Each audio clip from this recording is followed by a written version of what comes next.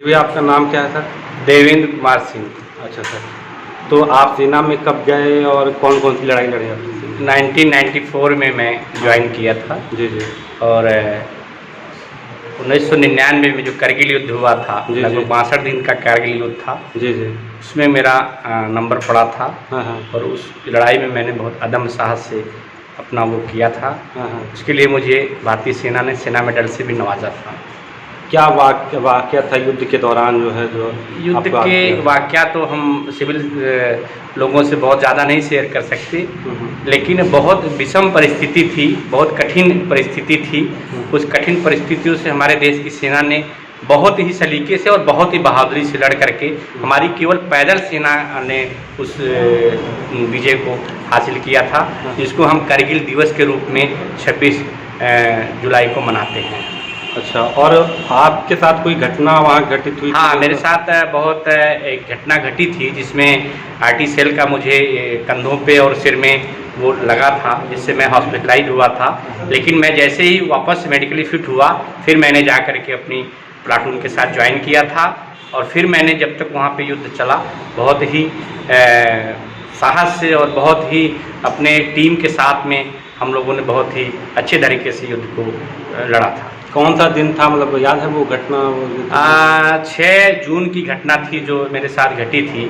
हमारे platoon commander और हमारे जितने भी सब लोग थे, सब अपने अपने मोर्चे में थे और जैसे ही आरटी की सेलिंग आने लग गई, वहाँ पे हम लोग सब बाहर से निकल करके जैसे ही आए, उसी समय जो है हमारे ऊपर में यहाँ पे एक गोला लगा आकर के, तो यहाँ से मेरे काफ़ी मांस के टुकड़े निकल गए और एक गोला जो है मेरे सिर में लगा।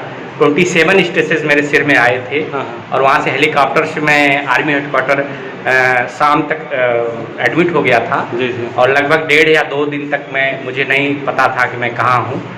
और 21-22 दिन बाद में वापस फिर मुझे फिट जैसे ही घोषित किया तो मुझसे मेडिकली वो लिया गया था रिटर्न में, तो मैंने फिट करके अपनी कंपनी को ज्वाइन करने की बात कही, तो वापस ले जा करके मुझे फिर वापस ज्वाइन कर लिया। फिर आपने लड़ाई जारी रखी? यस, बिल्कुल लड़ा मैंने और उसी अदम्य साहस के लिए मुझे भारतीय सेना में सेना मेडल से नवाजा गया। अच्छा। और फिर मैंने 2012 में प्रीमेच्योर रिटायरमेंट ले करके यहाँ आकर के मैंने बीएड किया, टीटी क्वालिफाइड करके मैं वर्तमान में मछली शहर जौनपुर में अध्यापक हूँ और मैं एक आदर्श अध्यापक हूँ। इस जिसके लिए मैं नहीं चाहता था, मैं सेना की नौकरी नहीं छोड़ना चाहता था, लेकिन मेरे बैकग्राउंड में क्योंकि मेरे फादर टीचर्स थे, उनकी बहुत इच्छा थी, इसलिए मैंने डिफेंस को प्रीमेच्योर लिया। 17 साल मैंने नौकरी की और मैं रिटायरमेंट ले करके और उनकी इच्छा को पूर्ण करने के लिए मैं भी अध्यापक हूँ। अच्छा, ये कारगिल दिवस से जब आप लौट के आए होंगे तो फिर गांव में जश्न का माहौल? हाँ, बहुत ज़्यादा लोग जानना चाहते थे, बहुत सारे लोग आते थे, पिक्स लेते थे और सिग्नेचर वगैरह लेते थे कि नहीं मुझे ये करिए, वो घटना बताइए। तो कुछ चीज़ें होती हैं जो हम सिविल के सामने नहीं बता सकते हैं, नहीं बताना चाहिए, लेकिन कुछ चीज़ें हैं जिसको हमारे देश के सभी वर्ग लोग जानना चाहते हैं कि कैसे हुआ था, क्या हुआ था, क्या घटना थी। क्योंकि जो हमारा एनिमी था, जो हमारा दुश्मन था, वो बहुत ही चतुर तरीके से वो आकर के पोस्ट को कब्जा किया था और इतनी दुर्गम हाइट के ऊपर में वहाँ से अगर वो पत्थर भी फेंकते थे तो हमको पहाड़ जैसा लगता था। और सबसे बड़ी बात थी कि हमारी पैदल सेना ने उस युद्ध को फतेह किया, उसमें बहुत नज़ीर की बात थी। पूरा विश्व सराहा था इस बात को कि भारतीय पैदल सेना ने इतने बड़े जो है परवेज़ मुशर्रफ थे उसमें पाकिस्तान के राष्ट्रपति, जो कि बहुत ही कूटनीतिक तरीके से हमारे देश पे जो है वो हमला करवाए थे, लेकिन हमारी पैदल सेना ने उस विजय को हासिल करके और उसी दिवस के उपरांत आज हम लोगों ने जौनपुर में इसका दिवस मनाया है और बहुत हर्षोल्लास के साथ में मनाया है। अच्छा, और युवाओं के लिए और छात्रों के लिए आपका संदेश क्या होगा कि देशभक्ति के लिए जो है उनके अंदर भावना होनी चाहिए? देश भारतीय सेना जैसी कोई सर्विस नहीं है। अगर भारतीय सेना में कोई जज्बे के साथ में कोई बच्चा जाना चाहता है, एनडीए के थ्रू नेशनल डिफेंस एकेडमी सीधा लेफ्टिनेंट बनते हैं। आफ्टर ग्रेजुएशन सीडीएस के थ्रू आप जाइए, उसमें आपकी वैकेंसी है। और अगर आप उसमें नहीं जा सकते हैं तो टेक्निकल कोर में जा सकते हैं, एजुकेशन कोर में जा सकते हैं। सेना की तमाम वैकेंसियां हर साल आती रहती हैं। उसमें अगर आप अपने फ्यूचर को अच्छा बनाने के लिए, अच्छे डिसिप्लिन जीने के लिए, अच्छे तरीके से जीने के लिए, अच्छे सलीके से जीने के लिए अगर आप डिफेंस ज्वाइन करते हैं तो सभी के लिए ये संदेश है कि बहुत ही अच्छी जो है फ्यूचर की उनकी प्लानिंग हो सकती है। आपका नाम क्या है, कहाँ का? मैं देवेंद्र कुमार सिंह, बक्सा जौनपुर का रहने वाला हूँ मैं, और इस समय मैं वर्तमान में अध्यापक हूँ। कहाँ पे? मैं मछली शहर में चौराहा गांव में अध्यापक हूँ। जी सर, आपका नाम क्या है और कारगिल दिवस में आप गए थे तो बता दीजिए। नाम मेरा के सिंह है। हाँ। कारगिल विजय दिवस में तैनात थे। हम्म। 2.5 साल पहले से थे और लड़ाई के जो है 6 महीने बाद तक वहाँ थे। फिर अपने यूनिट का टर्न पूरा करने के बाद तो हम देहरादून आए। इतने दिन तक वहाँ थे, लड़ाई में पार्टिसिपेट लिए थे। अपना वो गन्स लेकर के पूरा जो है इक्विपमेंट्स लेकर पूरा सपोर्टिंग थी। वहाँ खूब फायरिंग किया गया। फिर इसके बाद वहाँ से विजय 26 जो है यही आज के दिन जो है विजय हासिल करके जो है तो हम लोग वहाँ 6 महीने बाद तक रहने के बाद फिर हम लोग नेक्स्ट जून में आए। अदर यूनिट आए वहाँ से अपना पार्टिसिपेट कर दूसरी यूनिट बची, उसको चार्जेस देने के बाद फिर हम लोग बढ़ाए।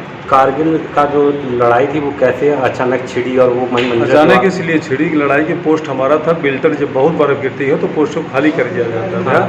जिसकी हाइट 18,624 फीट थी और उस समय वहाँ पे पिछले वालों ने हमें जब चार्ज दिया था तो बोला जब ज़्यादा बर्फ गिरती है तो वहाँ पानी, राशन और हर चीज़ वहाँ पहुँचाना बहुत मुश्किल होता है। इसलिए वहाँ बिल्टर में हम लोग खाली करते, अपने पोस्ट था उसको खाली कर देते। तो फिर इसके बाद जब मार्च वगैरह फिर हम लोग पोस्ट पहुँचते थे। फिर उसके बाद जो बीच में जो है आकर के वहाँ के लोग बैठ गए पोस्ट पे। बीच में पेट्रोलिंग होती थी। जब पेट्रोलिंग हम लोग करके नज़दीक पहुँचे तो वहाँ फायर आया। जब फायर आया तो पता लगा कि जो है वहाँ दुश्मन आकर बैठ गया। तब भूमिका बनी, और की भूमिका बनी गई। इसमें एयरफोर्स में इन्फेंट्रीज और क्या नाम है आपके आर्टिस सारी गने वो फोर्स सब तैनात की गई। तब उसके बाद जो है एयर अटैक्स किया गया। स्प्लेंडर को जो है ज़मीन से जो ऊपर ही जो है हवा में फायर किया गया कि बाहर ही जो है। फिर उसका जो पीडी बैंकर था, बैंकर को जो है वो फोर्स का गन गिरा करके उस बैंकर को तोड़ा गया।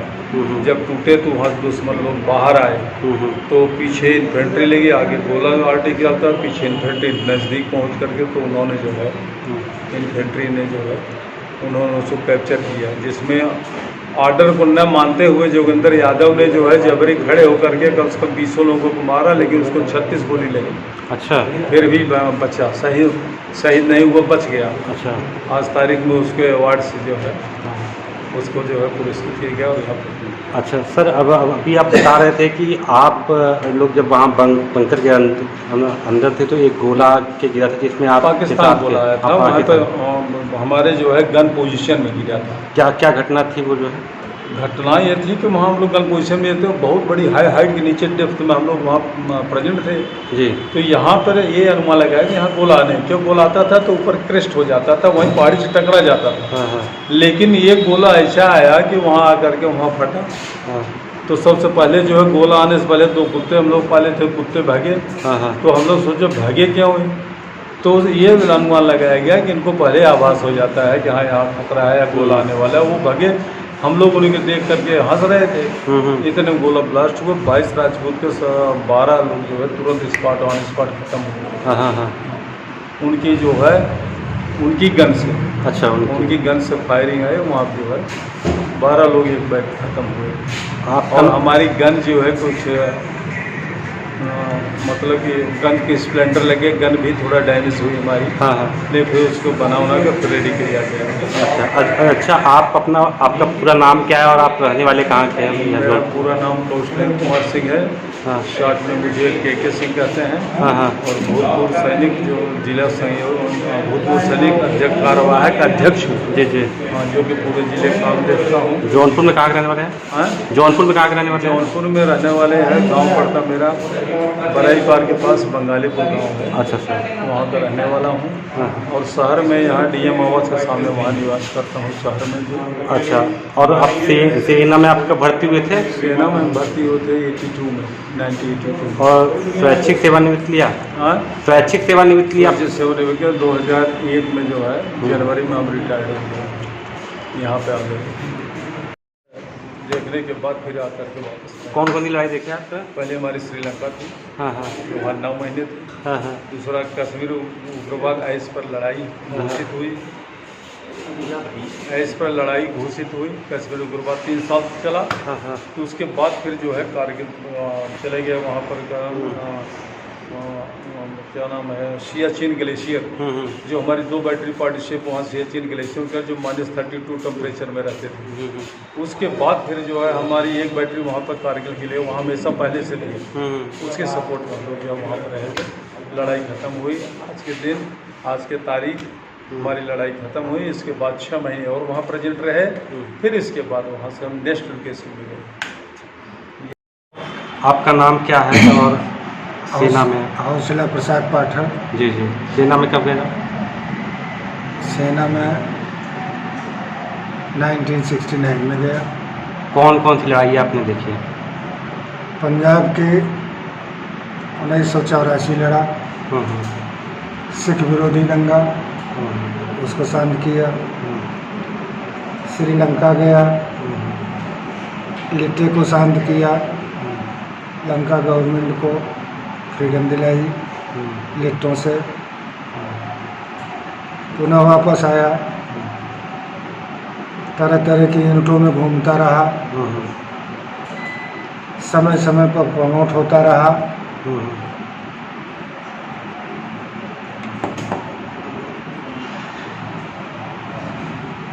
1999 कारगिल की लड़ाई, जो कि बड़ी ही दुनिया की अजीब लड़ाई थी। ठंडी के दिनों में हम अपनी पोस्ट छोड़ कर के नीचे चले आते हैं। हमारे बैंकर और पोस्टें वैसे ही रहती हैं, लेकिन उन्हीं दिनों में उन्हीं पोस्टों पर दुश्मन पाकिस्तान आकर के अपना कब्जा जमा लिया, वहाँ वो रहने लग गए। ये बात जब हमारी सिक्योरिटी से हमारी सरकार को पता लगी, तो हम सब उनको रोकने के लिए आगे बढ़े आगे। लेकिन बढ़े तो वो बैठे थे 18,000 20,000 फीट की ऊंचाइयों पर पोजीशन लिए हुए। साहब हमारे यहाँ पहुँचते ही उन्होंने हमारे ऊपर सीधे अटैक कर दिया। हम सब कैसे भी अपने अपने को पोजीशन में बचाते हुए अपनी पोजीशन लिए, लड़ाई आगे बढ़ती रही। हम सब लड़ते रहे, कभी छुपते कभी आगे बढ़ते। आपको भी चोट लगी थी कारगिल लड़ाई में? हाँ। कौन सा दिन था वो, क्या वाक़या था, क्या था? 3 जून का वाक़या है। शाम का समय था 4 बजे। हम अपनी एडीएस लिए, एडीएस मतलब एडवांस ड्रेसिंग स्टेशन, जो मेडिकल लेके चलती है, हम भी साथ में ही रहते हैं। सेलिंग हमारे ऊपर हो गई बमबार, जिसमें सेलिंग में हम 22 लोग उस समय मौजूद थे अपनी एडीएस में। कहीं न कहीं कुछ न कुछ चोटें सबको आई, मुझे भी आई, लेकिन इतना सीरियस नहीं थी कि हम लोग हॉस्पिटलाइज हों। वहीं पर फर्स्ट एड करके अपनी हम फिर फिट हो गए और फिर दुश्मन का सामना करने लग गए। अच्छा। बहादुर हमारी इन्फेंट्री पैदल सेना, जिसके पीछे हम चलते हैं, वो आगे रहती है। उन्होंने अपने को झोंक करके अपने तन मन धन को न्यौछावर करते हुए वो आगे बढ़ते रहे, गिरते रहे, मरते रहे, उठते रहे, चलते रहे। हम भी साथ लगे रहे। नतीजा हुआ कि 26 जुलाई को हमने उस पहाड़ी के ऊपर अपना तिरंगा फहरा दिया। सभी पोस्टें खाली करा ली। जो भी हमारे दुश्मन थे सब भाग खड़े हुए, मारे गए। हम अपना झंडा फहरा के फिर शांति का झंडा फहराए। वहाँ पर हमने देश गीत गाया। उसके बाद पुनः हम सब वापस आए अपनी अपनी यूनिटों में। ये कहानी कारगिल की रही। जी, कहाँ के रहने वाले हैं आप? क्या नाम है, कहाँ के रहने वाले हैं चाचा? हमारा नाम हौसला प्रसाद पाठक, जी कहाँ? पिताजी का नाम श्री राजमल पाठक। जी जी। मैं रामपुर कटाहित गांव बरई पार का रहने वाला हूँ। ये मेरी कहानी रही है जी जी। जो आज कारगिल दिवस के समय है कि बेटे अगर सर्विस करो तो वर्दी वाली, जिसमें रोब दाब इज्जत डिसिप्लिन जी जी। सब कुछ मिल जाता है। अगर शहीद हुए तो भी अच्छा, घर चले आए तो भी अच्छा। यहाँ भी आप जिस लाइफ को जी के आते हैं थोड़ा सा एडजस्ट करने में मुश्किल तो होती है, लेकिन चूँकि आप सच्चाई, ईमानदारी, मेहनत के पुतले होते हैं, वो आपको साल 6 महीने पर यहाँ पर जमा देती है और लोग फिर आपका अनुसरण करने लग जाते हैं। ठीक। धन्यवाद। अगर आपको हमारा वीडियो पसंद आया है तो प्लीज़ लाइक कीजिए, सब्सक्राइब कीजिए और बेल आइकन की घंटी